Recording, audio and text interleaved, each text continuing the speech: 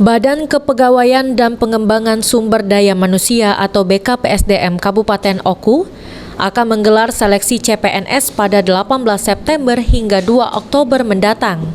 Pada seleksi ini, BKPSDM tidak akan mengikut sertakan calon pegawai pemerintah dengan perjanjian kerja atau P3K untuk guru.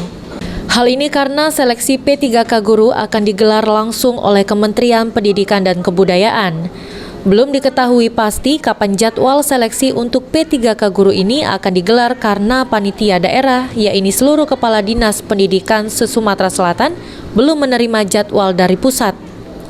Kepala Dinas Pendidikan Kabupaten Oku, Teddy Melwansyah mengungkapkan, untuk di daerah, ketua panitia diketuai oleh Kadis Pendidikan Provinsi Sumatera Selatan. Sementara Kepala Dinas Pendidikan Kabupaten se-Sumatera Selatan sebagai wakil ketua. Untuk jadwal seleksi, menurutnya masih menunggu dari Mendikbud. Lokasi seleksi menurut Teddy sudah ditentukan, yaitu di SMK Negeri 1 dan SMK Negeri 3 Oku yang sebelumnya sudah memiliki perangkat untuk UNBK, termasuk 2 orang pengawas dan operator juga sudah ditunjuk. Saat ini kami telah mendapatkan surat dari Dinas Pendidikan Provinsi Sumatera Selatan karena memang kan panitianya untuk daerah itu diketuai oleh Kepala Dinas Pendidikan Provinsi. Kami Kepala Dinas Kabupaten Kota Sumatera Selatan ini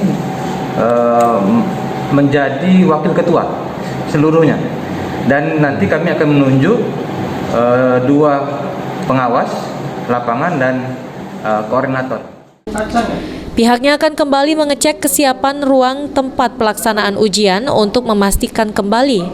Namun menurutnya, secara keseluruhan pihaknya siap untuk melaksanakan ujian seleksi calon pegawai dengan perjanjian kerja. Ari Pranika, PAL TV.